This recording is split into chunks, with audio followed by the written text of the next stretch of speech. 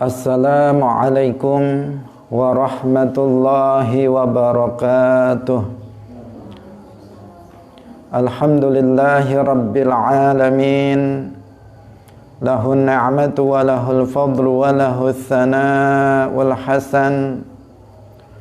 Wassalawatullahil barrir rahim wal malaikatil muqarrabin ala sayyidina wa maulana Muhammadin wa ala alihi wa ashabihi tayyibin at-tahirin. Allahumma la sahla illa ma ja'altahu sahla wa anta taj'alul hazna idha syi'ta sahla. Allahumma arzuqna al-ikhlasa fin niyyati wal qawli wal amal. Wa ba'du. Ila nabiyil mustafa sallallahu alaihi wasallam wa ikhwanihi minal anbiya'i wal mursalin wa syuhada'i was salihin, khususan ila sultanil awliya asy-syaikh Abdul Qadir al-Jilani wa syaikh Ahmad ar-Rifa'i wa syaikh Bahauddin an-Naqsyabandi wa syaikhina Abdullah al-Harari wa muallif hadzal kitab asy-syaikh al-Imam an-Nawawi rahimahullah wa ila arwahi jami'i ahli al-qubur minal muslimin wal muslimat wal mu'minin wal mu'minat min masyariqil ardi ila magharibiha, khususan ila arwahi abaina wa ummahatina wa ajdadina wa jaddatina wa masyayikhina wa masyayikhi masyayikhina. Al-Fatihah. A'udzu billahi minasy syaithanir rajim. Bismillahirrahmanirrahim. Alhamdulillahi rabbil alamin. Ar-Rahmanir Rahim. Maliki yaumiddin. Iyyaka na'budu wa iyyaka nasta'in. Ihdinas siratal mustaqim. Siratal ladzina an'amta 'alaihim ghairil maghdubi 'alaihim waladdallin. Amin.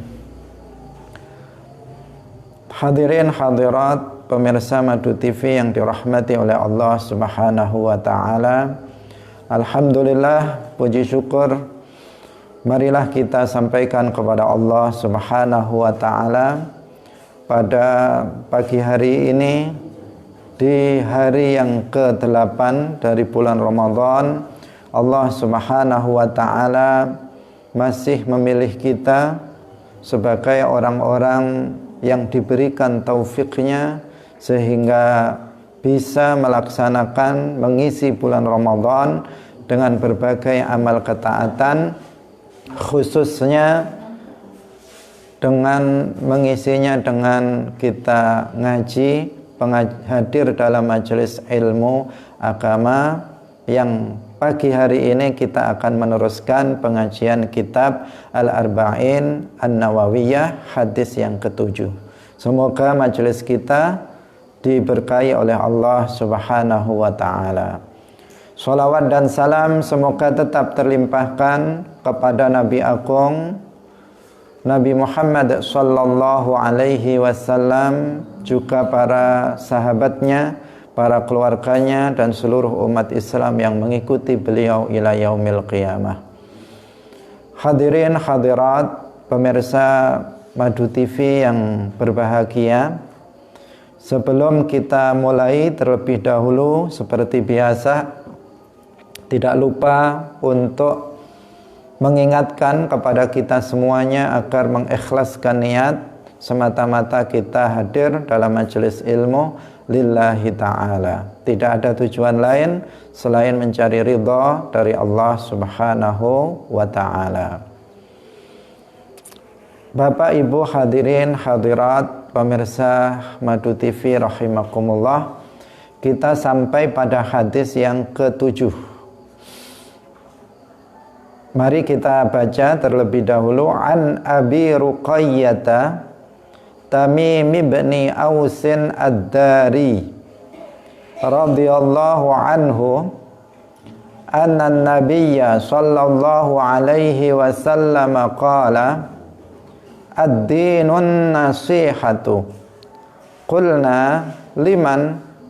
Qala lillahi wa li kitabihi wa li rasulihi wa li a'immatil muslimina wa ammatihim. Rawahu Muslim. Ana Abi Ruqayyata, kacerita saking Abi Ruqayyah, rupane Tamim ibni Aus Ad-Dari, kang bangsa Ad-Dari, radhiyallahu anhu, radhiya muga-muga ngridoni sapa Allahu Gusti Allah, anhu saking Abi Ruqayyah, anna nabiyya sak temene Kanjeng Nabi sallallahu alaihi wasallam iku qala dawuh sapa Kanjeng Nabi, ad-dinu utawi agama, tegese agama Islam iku an-nasihatu, nasihat, ngarepaken bagus. Kulna, matur sapa kita, liman, keduwe sinten? Kanjeng Nabi. Qala dawuh sapa Kanjeng Nabi, lillahi, iku ketuwe Allah, wali kitabihi lan ketuwe kitabe Allah, wali rasulihi lan ketuwe utusane Allah, wali a'immatil muslimin lan ketuwe pira-pira pemimpine pira-pira wong Islam, wa ammatihim lan pira-pira sekabehane wong-wong awame umat Islam al-muslimin.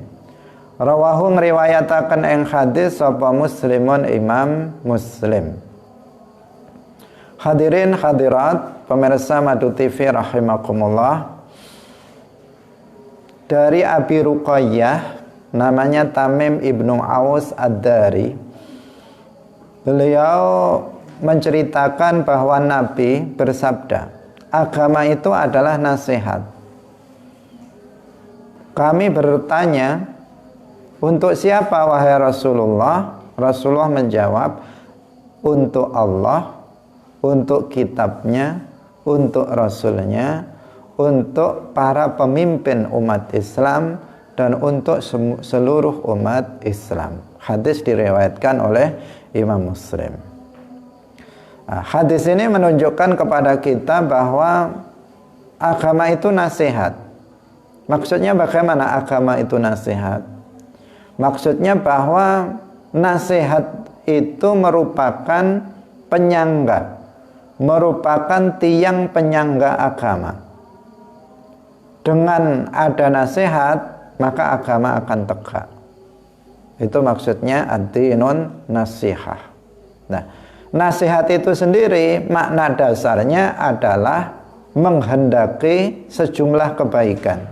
Nah, makna dasar dari nasihat itu apa? Menghendaki sejumlah kebaikan. Itu secara dasarnya, konsepnya, makna nasihat itu seperti itu. Nah, kemudian ditanyakan, nasihat bagi siapa wahai Rasulullah? Rasulullah menjawab, lillahi wali kitabihi wali rasulihi wali a'immatil muslimin wa ammatihim. Nah, sekarang kita uraikan. Yang pertama, nasihat bagi Allah. Apa maksudnya di sini? Nasihat bagi Allah artinya wajib bagi kita untuk beriman kepada Allah, menyembah hanya kepada Allah, dan tidak mensekutukannya dengan sesuatu pun dari makhluknya. Itu maksud nasihat bagi Allah yang pertama, bahwa kita wajib untuk membenarkan adanya Allah tanpa ada keraguan sedikit pun, dan bahwa tidak ada yang disembah dengan benar kecuali hanya Allah Subhanahu wa ta'ala. Kita harus mensifati Allah, wajib mensifati Allah dengan sifat-sifat yang sempurna yang layak bagi Allah. Tidak boleh kita mensifati Allah dengan sifat-sifat yang tidak layak bagi Allah. Allah Subhanahu wa ta'ala itu memiliki nama-nama dan memiliki sifat-sifat.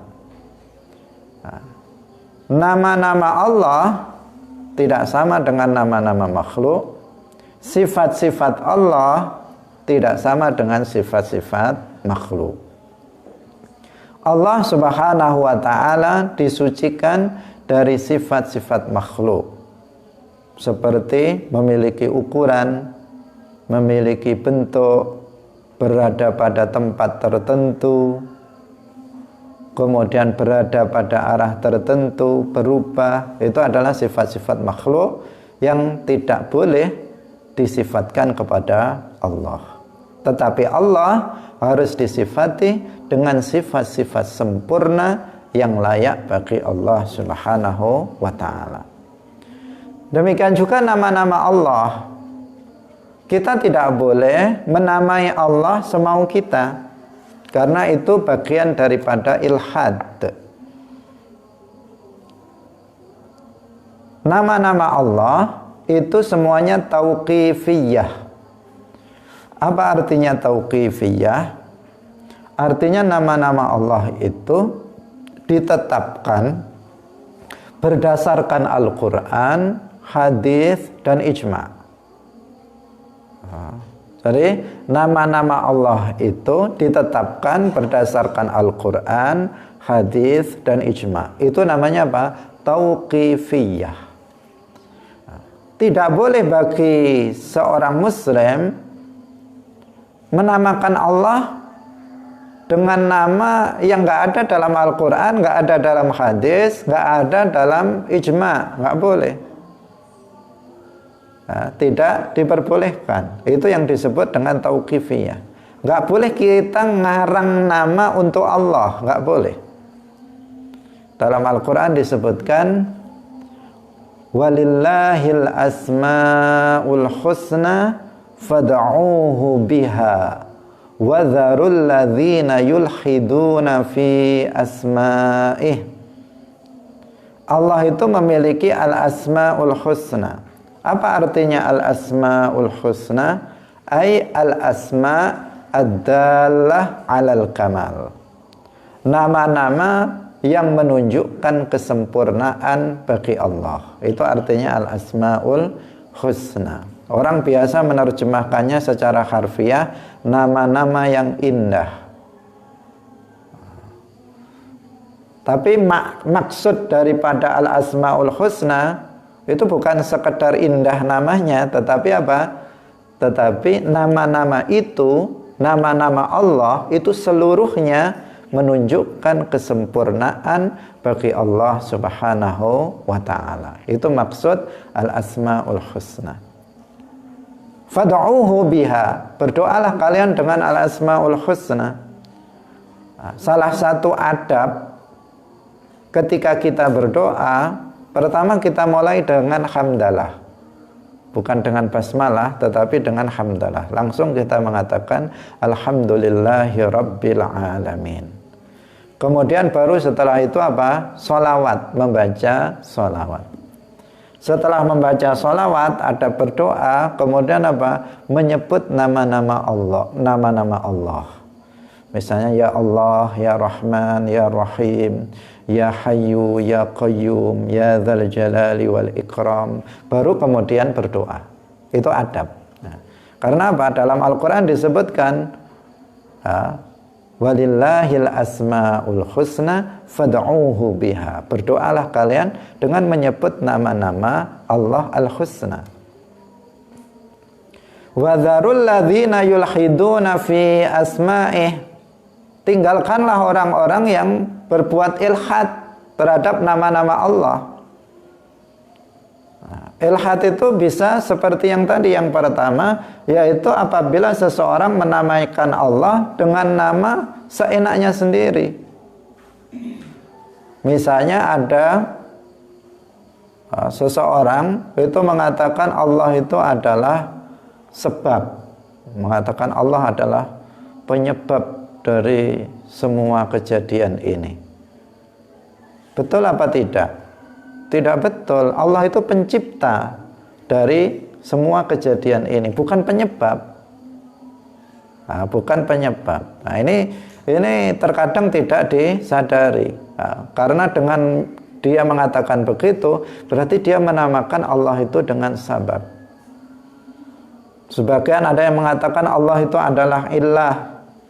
Sebagian mengatakan Allah itu adalah ruh. Sebagian ada yang mengatakan Allah itu jisim. Ini adalah penamaan terhadap Allah yang tidak layak bagi Allah. Ini nggak ada dalam Al-Quran, nggak ada dalam hadis, nggak ada dalam ijma. Nah, maka harus diwaspadai. Yang kedua, bentuk ilhad itu adalah membaca nama-nama Allah tidak sesuai dengan kaidah. Membaca nama-nama Allah tidak sesuai dengan kaidah membaca. Misalnya seseorang Allah, di antara nama Allah Al-Khaliqu, Al-Khaliq, dia membacanya Al-Khaliq misalnya, Khaliq pakai qaf, jadi Khaliq. Ini apa? Namanya ilhad, menyelewengkan nama Allah. Di antara nama Allah adalah Ismul Jalalah, Allah. Allah. Nggak boleh seseorang kemudian membacanya dengan apa? Dengan tidak seperti itu. Misalnya dibaca pendek Allah misalnya. Atau misalnya haknya dihilangkan Allah. Atau lamnya diganti wawu Allah. Allah. Nah, pakai wawu misalnya. Maka itu nggak boleh. Allah pakai lam, panjang lamnya yang di tengah, kemudian ada hak di belakangnya. Terkadang seseorang dalam membaca tahlil itu sering hilang haknya. Ketika dia membaca la ilaha illallah, dia membacanya la ilaha illallah, la ilaha illallah. Nah, membaca seperti itu. Ini namanya ilhad terhadap nama-nama Allah. Nggak boleh seperti itu. Wa dzarul ladzina yulhiduna fi asma'ih. Nah, ini yang kedua. Kemudian yang ketiga ilhad itu diantaranya adalah apa? Memaknai nama-nama Allah dengan makna yang tidak layak bagi Allah, dengan nama yang tidak layak bagi Allah. Terkadang kita sering melihat ada terjemahan-terjemahan terhadap nama-nama Allah secara harfiah,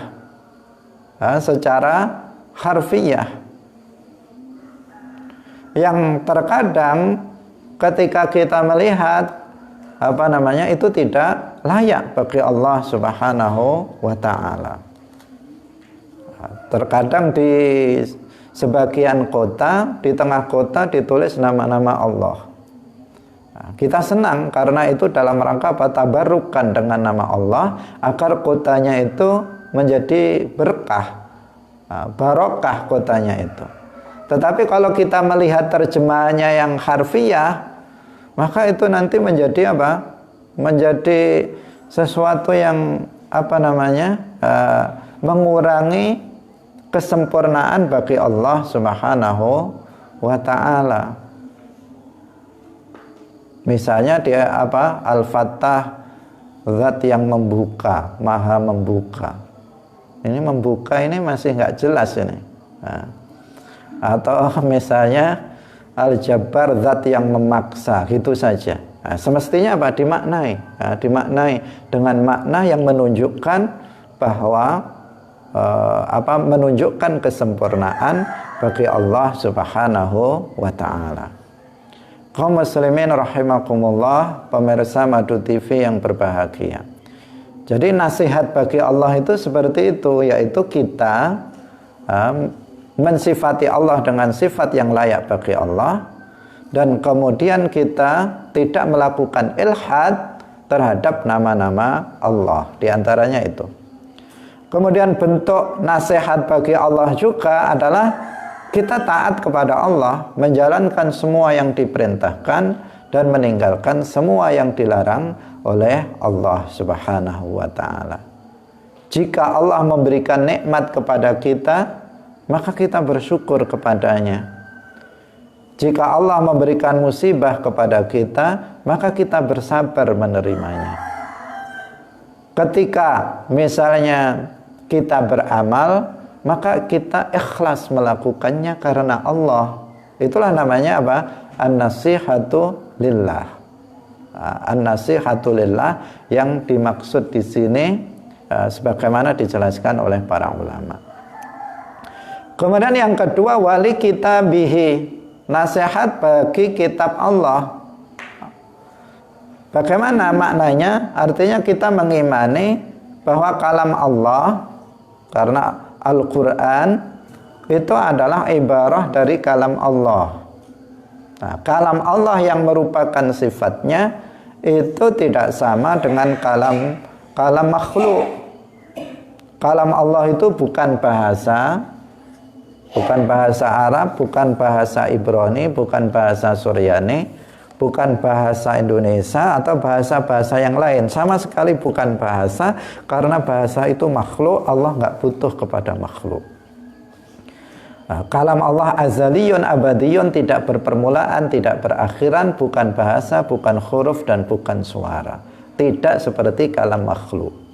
Nah, sementara Al-Quran yang kita baca itu adalah juga kalam Allah, disebut kalam Allah, tetapi dia bukan sifat kalam Allah, tetapi apa? Ibaratun an kalamillah az-zati. Dia adalah ungkapan dari kalam Allah yang merupakan sifatnya.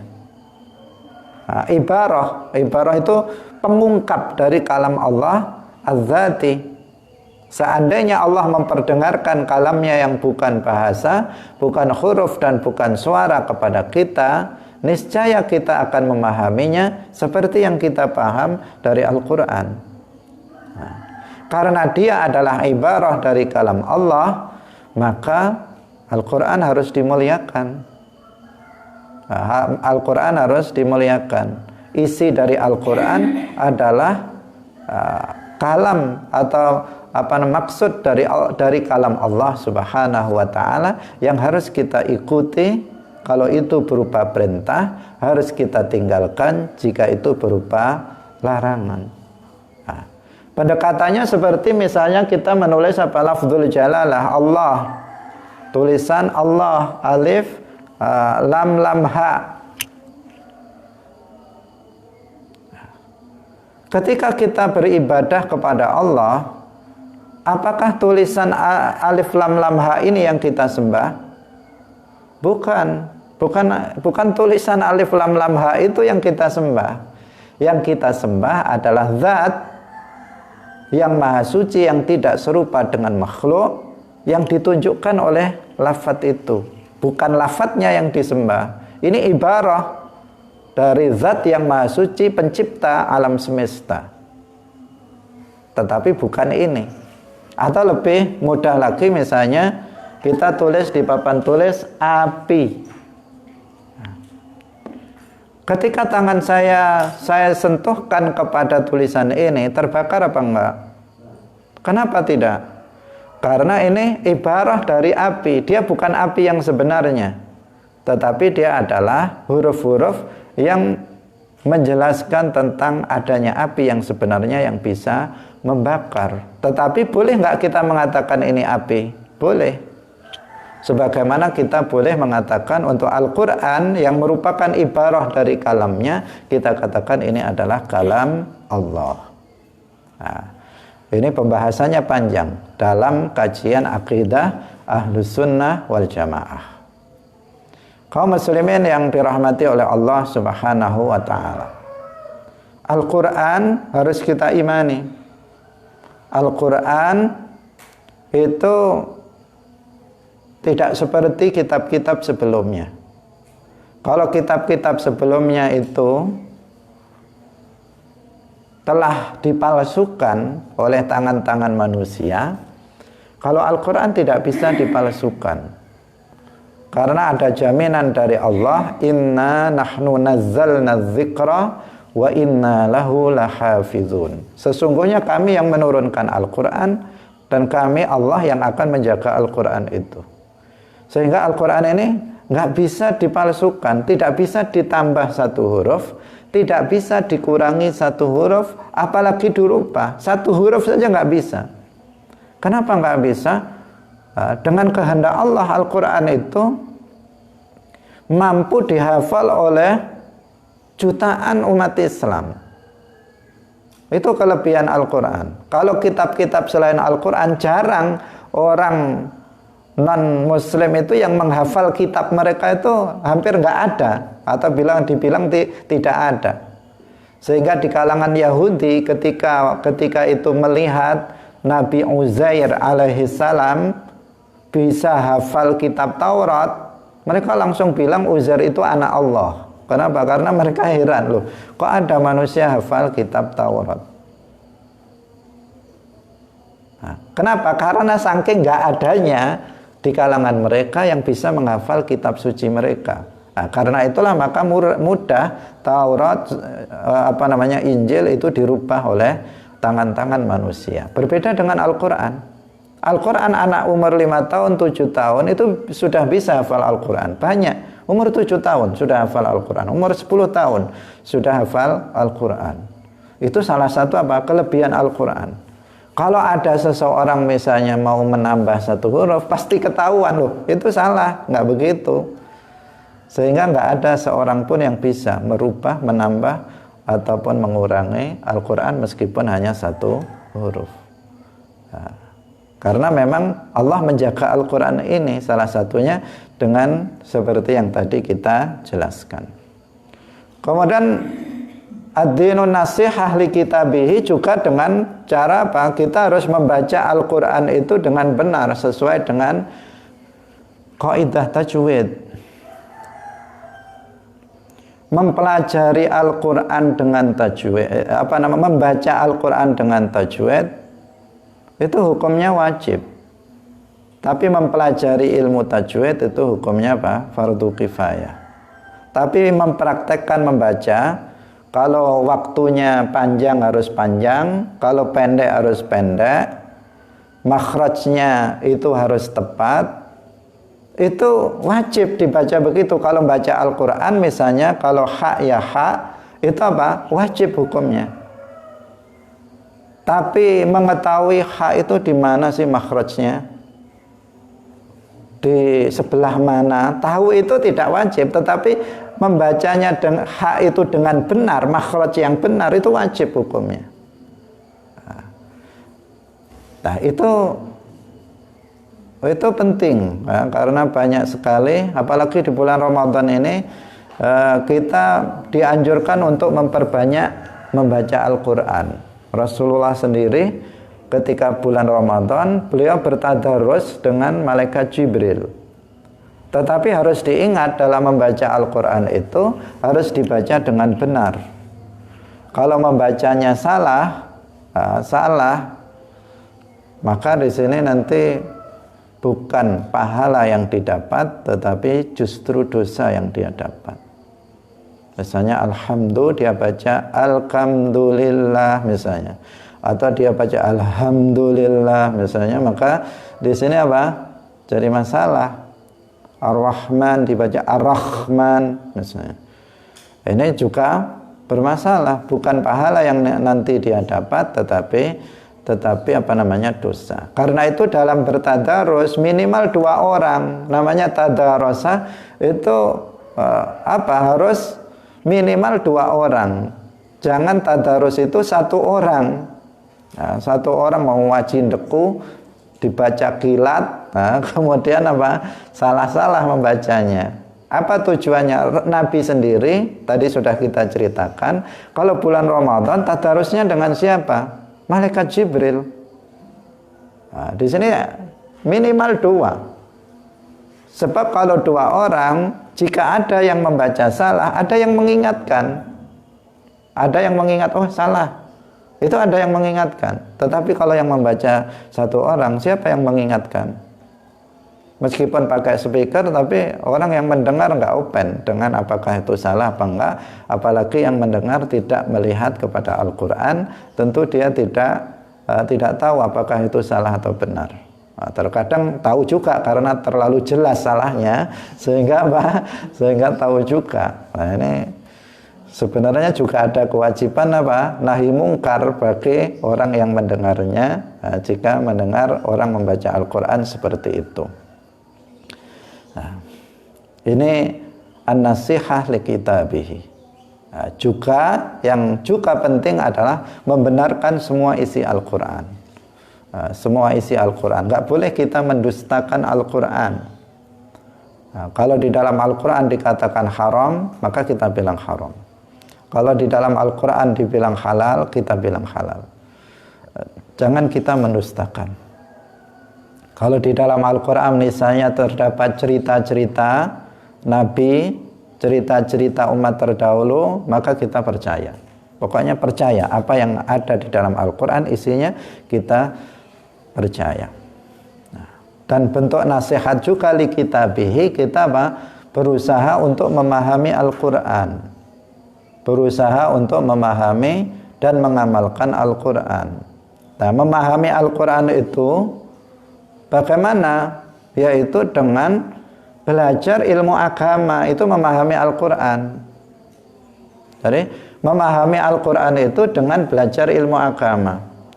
Ketika kita datang kepada para kiai, kita ngaji kitab-kitab fikih, kita ngaji Fathul Qarib misalnya, kita ngaji Fathul Mu'in, kita ngaji tentang Aqidatul Awam, kita ngaji tentang kitab Aqidah At-Tijan Ad-Darari, Nurul Zolam dan sebagainya. Kitab-kitab itu, kitab-kitab kuning karya ulama, itu sebenarnya sedang memahami Al-Quran. Sebab apa yang dijelaskan oleh para ulama dalam kitab-kitab kuning itu diambil dari Al-Quran dan hadis, dipahami dari Al-Quran dan hadis. Karena di sini nanti ada semacam, kalau nggak dijelaskan seperti ini, ada semacam kesalahpahaman dari sebagian orang. Ketika dikatakan kita harus memahami Al-Quran, kemudian berbondong-bondong beli terjemahan Al-Quran di pasar, beli terjemahan Al-Quran di toko buku. Ketika ditanya kenapa kamu beli terjemahan Al-Quran, karena kita harus berusaha memahami Al-Quran. Nah, ini petaka. Bukannya tidak boleh, tetapi kalau kemudian tidak ngaji kepada kiai, kalau tidak ngaji kepada kiai, ujung-ujungnya adalah tersesat. Ujungnya Al-Quran nggak bisa dipahami sendiri. Al-Quran untuk memahaminya butuh perangkat ilmu yang sangat banyak. Kita itu sudah enak. Para ulama kita sudah mereka sudah berusaha memahami Al-Quran dan hadis, kemudian menyajikannya dalam sebuah kitab yang runut, sebuah kitab yang yang tertib, yang kemudian kita mudah memahaminya. Jika para ulama tidak melakukan itu, misalnya rukun wudhu, langsung kita pahami dari Al-Quran dan hadis, bisa bingung kita gimana ini rukun. Tapi ketika para ulama langsung sudah dirumuskan, rukun wudhu Imam Syafi'i ada 6, 1, 2, 3, 4, 5, 6. 1 membasuh muka, niat membasuh muka, membasuh kedua tangan dan seterusnya sampai tertib. Ketika kita membaca kitab itu seolah-olah ini nggak disebutkan ayatnya, nggak disebutkan hadisnya. Tapi apakah itu karangan sendiri dari para ulama tanpa didasarkan pada Al-Quran? Bukan, itu bukan karangan pribadi, itu didasarkan kepada Al-Quran. Idza qumtum ila sholati faghsilu wujuhakum wa aydiyakum ilal marafiqi wamsahu bi ru'usikum wa arjulakum ilal ka'bain. Sudah ada dalam Al-Quran. Jadi pada dasarnya ketika kita memahami kitab-kitab kuning karya para ulama, berarti kita juga sedang berusaha memahami Al-Quran.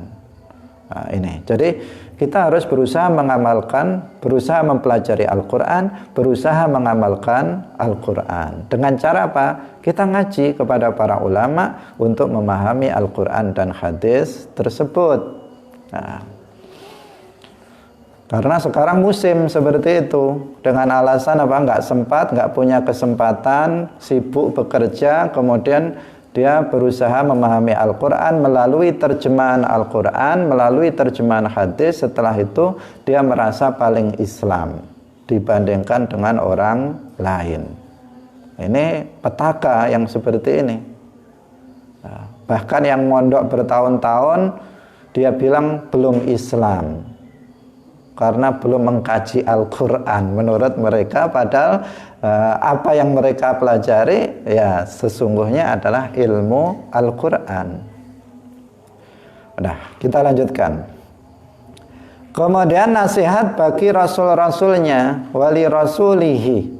Artinya apa? Kita beriman kepada Rasulullah, membenarkan Rasulullah, bahwasanya Rasulullah itu shadiqun fi jami'i ma akhbara, benar, jujur dalam semua yang beliau beritahukan kepada umatnya. Nggak ada yang salah yang beliau sampaikan. Karena apa? Karena setiap yang beliau sampaikan adalah wahyu dari Allah. Dalam Al-Quran disebutkan wa ma yantiqu 'anil hawa in huwa illa wahyu yuha. Tidaklah Muhammad itu berbicara berdasarkan hawa nafsu, tetapi perkataan Muhammad itu tidak ada lain kecuali wahyu yang diwahyukan kepada beliau. Karena sumbernya adalah wahyu, maka yang disampaikan oleh Rasulullah adalah kebenaran, dan karena itu merupakan kebenaran, maka wajib bagi kita untuk membenarkannya. Wajib bagi kita untuk membenarkannya, tidak boleh kita mendustakan Rasulullah. Jadi kita harus taat kepada Rasulullah, melaksanakan yang diperintahkannya dan meninggalkan yang dilarangnya.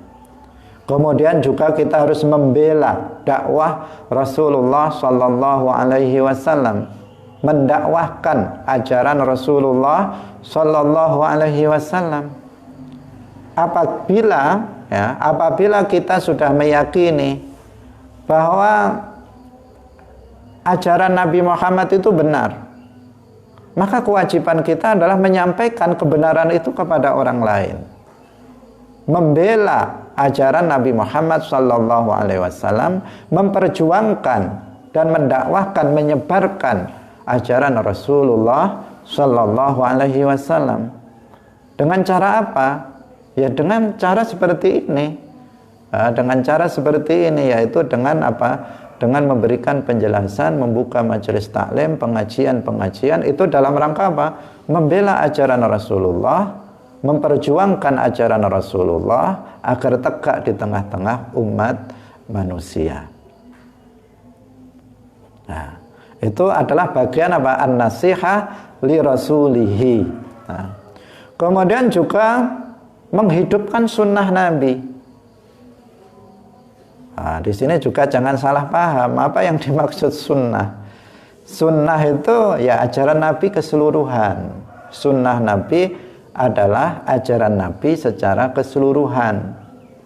Jadi ketika disebut sunnah Nabi, artinya bukan perkara yang hukumnya sunnah.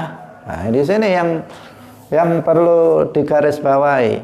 Jadi ketika disebut sunnah Nabi, maksudnya bukan sesuatu yang hukumnya sunnah. Karena istilah sunnah dengan pengertian jika dikerjakan mendapatkan pahala, jika ditinggalkan tidak apa-apa, itu adalah istilah fuqaha. Imam Syafi'i, Imam Ahmad, Imam Abu Hanifah, mereka yang merumuskan ahkam asy-syar'iyyah, itu yang membuat istilah itu. Nah, sedangkan ketika dalam hadis itu ada kata-kata sunnah, maka yang dimaksud adalah ajaran Nabi. Ajaran Nabi yang meliputi akidah Nabi, meliputi apa? Syariah Nabi, ibadah Rasulullah, juga meliputi hal-hal yang hukumnya sunnah, juga termasuk akhlak Nabi. Itu semuanya adalah apa? Sunnah Nabi. Menghidupkan sunnah Nabi bukan hanya mengamalkan yang sunnah-sunnah. Karena ada yang salah paham. Ketika dia bilang kita harus hidupkan sunnah Nabi, yang dia pahami adalah hanya sebatas pakaiannya, hanya sebatas penampilannya, hanya sebatas cara makannya, hanya seperti itu saja. Lah itu tidak salah, tetapi kurang pas. Nah, kurang pas. Memang melakukan amalan-amalan yang sunnah penting, tidak diragukan. Nggak ada orang yang mengatakan nggak penting. Tetapi yang lebih penting daripada itu adalah apa? Menghidupkan sunnah Nabi. Akidahnya harus dihidupkan. Jangan sampai kemudian akidah umat Islam menyimpang dari akidah Rasulullah. Tata cara ibadah Rasulullah harus diperhatikan. Akhlak Rasulullah harus diperhatikan, dihidupkan di tengah-tengah masyarakat. Itu yang lebih penting. Man ahya sunnati inda fasadi ummati falahu ajru syahid. Barang siapa yang menghidupkan ajaranku ketika umat dalam kondisi rusak, maka dia akan mendapatkan pahala orang yang mati syahid. Seperti pada masa sekarang ketika banyak akidah Rasulullah Shallallahu Alaihi Wasallam diselewengkan oleh kelompok-kelompok menyimpang. Ada kelompok musyabbihah yang berwajah baru, menyerupakan Allah dengan makhluknya, mengatakan Allah seperti manusia, punya anggota badan, bersemayam di atas arsy. Ini kelompok musyabbihah. Ajaran mereka, akidah mereka beda dengan akidah Rasulullah dan para sahabatnya. Ada kelompok Khawarij yang berpenampilan baru dengan nama baru, yang mengkafirkan umat Islam secara umum. Kemudian ada kelompok apalagi Qadariyah yang bergaya baru juga, yang meyakini ada pencipta selain Allah. Ini bahaya-bahaya yang mengancam terhadap umat Islam, terhadap akidah Rasulullah. Maka kita harus hidupkan sunnah Rasulullah, akidah Rasulullah, syariah Rasulullah, akhlak Rasulullah di tengah-tengah umat. Sekarang betapa banyak orang yang akhlaknya tidak baik. Bukan hanya orang awam saja yang saling caci mencaci, bukan hanya orang awam saja yang suka rasan-rasan, bukan hanya orang awam saja yang suka menyebarkan kebencian di antara umat, tapi terkadang ada oknum-oknum di luar kita, tentu di luar kita, yang ketika dia ceramah isinya mencaci maki orang, isinya mengadu domba orang. Ini ini akhlak. Bagaimana namanya menghidupkan sunnah? Menghidupkan sunnah diantaranya juga menghidupkan akhlak Rasulullah Sallallahu Alaihi Wasallam. Jadi man ahya sunnati inda fasadi ummati falahu ajru syahid, itu adalah orang yang memperjuangkan ajaran Rasulullah, akidah Rasulullah, syariat Rasulullah, akhlak Rasulullah, ajaran-ajaran Rasulullah lainnya. Itulah yang disebut dengan menghidupkan sunnah Nabi. Bukan sekedar hanya hanya bagaimana kalau makan duduknya, caranya bagaimana, kalau muluk bagaimana. Itu penting, tetapi jangan terbatas itu. Kemana-mana itu yang ditunjukkan, sementara dia nggak paham akidah Rasulullah, sementara dia nggak mau hadir dalam majelis ilmu-ilmu agama. Kalau ada orang pakaiannya padahal masih menutup aurat, tetapi sedikit nggak pantas misalnya, kemudian dia protes, tetapi dia sendiri tidak memahami akidah Rasulullah, tidak memahami sholat, toharoh, dan sebagainya. Nah, ini adalah apa? Kesalahpahaman yang fatal. Kesalahpahaman yang fatal. Kaum muslimin pemirsa Madu TV yang dirahmati oleh Allah Subhanahu wa ta'ala. Kemudian yang keempat adalah nasihat li'a'immatil muslimin, untuk para pemimpin umat Islam. Caranya bagaimana nasihat untuk mereka? Yaitu dengan cara menasihati mereka jika mereka misalnya menyimpang, membantu mereka jika mereka melakukan kebaikan. Jika pemimpin kita, pemerintah misalnya, melakukan sesuatu yang baik, maka hendaknya kita bantu dalam melakukan kebaikan-kebaikan untuk kemaslahatan umat Islam. Jika ada pemimpin misalnya yang melakukan sesuatu yang maksiat, yang menyimpang dari agama, hendaknya dinasihati. Tapi nasihatnya bukan dengan demo. Nasihatnya bukan dengan demo. Nasihatnya itu adalah dengan cara yang baik. Mereka adalah para pemimpin, harus dihormati. Caranya bagaimana? Yaitu dengan nasihat empat mata, dengan nasihat yang kemudian tidak menyakitkan terhadap pemimpin itu, bukan dengan membuka kedok mereka, bukan dengan menyebarkan aib dari para pemimpin. Ini yang tidak dipahami terkadang sekarang, aib para pemimpin, bahkan terkadang menfitnah para pemimpin dan seterusnya. Mengajarkan untuk membenci para pemimpin, ini tentu bukan bagian dari ajaran Islam. Jika seorang pemimpin itu melakukan kesalahan, namanya manusia, maka harus mengingatkan mereka dengan lemah lembut, dengan cara yang baik. Jangan diposting di Facebook atau di-share di grup WA. Ini namanya apa? Ini namanya menyebarkan aib orang lain. Kemudian apa? Kemudian juga harus mentaati mereka. Sebagian ulama berdasarkan ayat, ya ayyuhalladzina amanu athi'ullaha wa athi'ur rasul wa ulil amri minkum. Ulil amri, sebagian ulama menafsirkannya dengan para pemimpin, bahwa diwajibkan untuk taat kepada mereka. Tentu taat yang dimaksud adalah taat dalam selain kemaksiatan, karena Rasulullah bersabda, la ta'ata li makhluqin fi ma'siyatil khaliq. La ta'ata li makhluqin fi ma'siyatil khaliq. Tidak ada ketaatan terhadap makhluk dalam bermaksiat kepada Allah.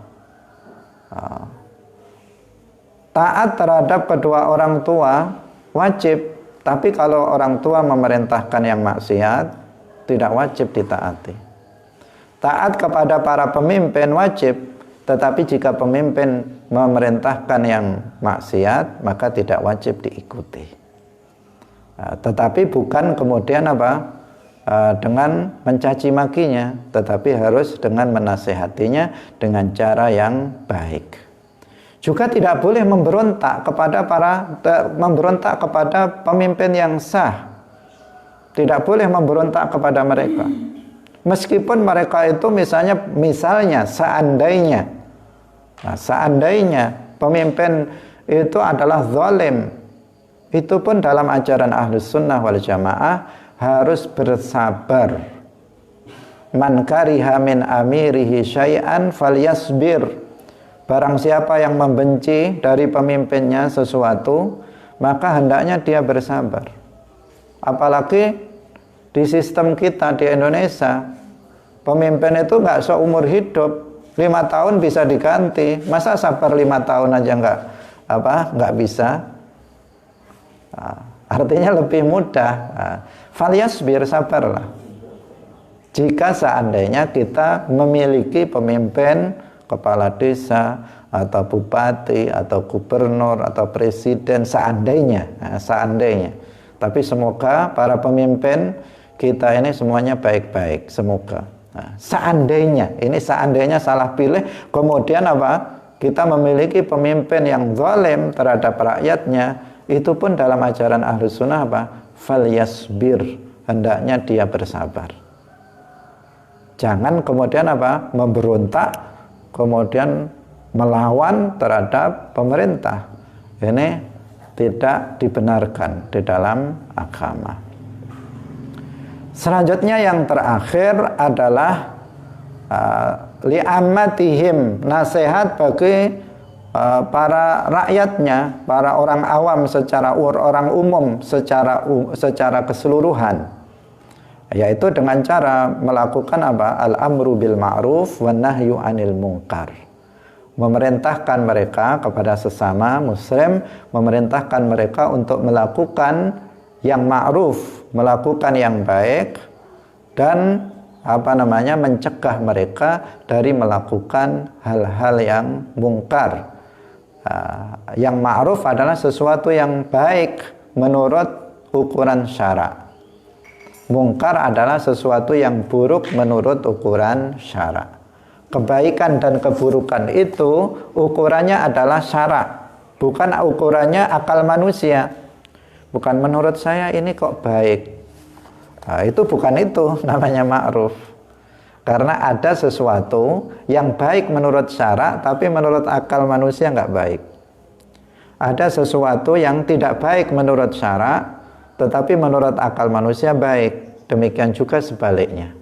Lah, ukuran baik buruk itu apa? Itu adalah syara.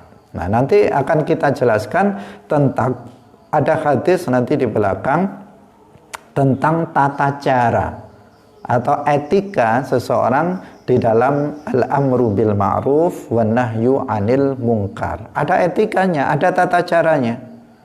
Tidak serampangan, tidak asal nahi mungkar, tetapi ada etika, ada tata cara, ada akhlak yang harus diperhatikan agar al-amru bil ma'ruf itu benar dan bisa menghasilkan apa yang dikehendaki. Kemudian termasuk nasihat li'ammatil muslimin itu adalah dengan cara apa? Dengan cara menutup aibnya. Setiap orang memiliki aib. Aib itu sesuatu yang tidak ingin untuk dilihat oleh orang lain. Itu aib. Jadi setiap orang memiliki itu. Ada sesuatu yang saya tidak ingin orang lain tahu tentang itu pada diri saya. Itu namanya aib. Nah, kita seorang muslim itu memiliki kewajiban menutup aib itu dari saudara kita. Seandainya kita tahu. Nah, tajassus, mencari-cari tahu aib orang lain itu haram. Tetapi seandainya tanpa sengaja kita melihat aib orang lain, maka kewajibannya adalah menutupnya. Bukan menceritakannya kepada orang lain. Oh, tadi saya melihat si fulan begini. Bukan seperti itu. Apalagi di-share di medsos, difoto, di-share di medsos. Maka itu apa? Lebih berbahaya. Kenapa? Ini sudah liar. Kalau seandainya apa? Itu cuma dibicarakan dengan tetangganya, maka akan menyebar paling tidak satu desa, satu dusun. Kalau dia segera sadar, langsung dia bisa klarifikasi, habis, selesai urusannya. Tetapi kalau melalui medsos, begitu share, kemudian orang lain membagikan, menge-share juga, udah nggak terkendali. Bisa seluruh dunia melihat itu. Aib seorang muslim. Karena itu harus hati-hati dalam bermedia sosial, dalam bermedsos harus berhati-hati. Ini. Man satara musliman satarallahu yaumal qiyamah. Barang siapa yang menutup aib seorang muslim, maka Allah akan menutup aib dia nanti pada hari kiamat. Bahkan dalam sebagian hadis riwayatnya apa? Satarallahu fid dunya wal akhirah. Orang yang suka menutup aib seorang muslim, maka Allah akan menutup aib dia di dunia maupun di akhirat. Di akhirat dia juga aib dia akan tertutup. Di akhirat nanti aib dia juga tidak akan dibuka. Di akhirat tidak akan dibuka aib dia di hadapan umat manusia. Nah, itu. Kemudian juga membantu kebutuhan seorang muslim. Yang ini bagian dari ajaran Islam. Jika ada yang kekurangan maka dia ada yang kelaparan maka dia memberinya makan. Jika ada yang nggak punya baju maka dia memberinya baju. Jika ada yang nggak punya rumah maka dia membantu dia agar dia bisa berteduh dan sebagainya. Itu juga merupakan bagian dari an-nasihah li'ammatil muslimin. Kemudian juga berusaha untuk menghilangkan kesusahan seorang muslim. Dalam hadis disebutkan man naffasa an mu'minin qurbatan min qurabid dunya naffasallahu anhu qurbatan min qurabi yaumil qiyamah. Barang siapa yang berusaha untuk menghilangkan kesedihan seorang mukmin, kesedihan dunia, maka pada hari kiamat Allah akan menghilangkan kesedihan dia dari kesedihan nanti akhirat, kesedihan pada hari kiamat. Nah, ini adalah bagian dari an-nasihah li'ammatil muslimin yang harus kita perhatikan. Kita juga saling menyayangi sesama muslim, saling menghormati sesama muslim, tidak saling hasad, tidak saling tipu, tidak saling membelakangi, tidak saling membenci, memusuhi dan sebagainya. Kemudian harus saling memberi hadiah, saling mencintai di antara sesama muslim. Inilah maksud dari an-nasihah li'ammatil muslimin. Kaum muslimin rahimakumullah, pemirsa Madu TV yang berbahagia, demikian pengajian kita pada pagi hari ini. Semoga kita diberikan taufik oleh Allah untuk mengamalkannya, dalam kehidupan sehari-hari, sehingga kita menjadi seorang mukmin yang sempurna dan nanti mendapatkan keselamatan pada hari kiamat. Amin ya rabbal alamin. Barakallahu fikum wallahul muwaffiq ila aqwamit thariq. Wassalamu alaikum warahmatullahi wabarakatuh.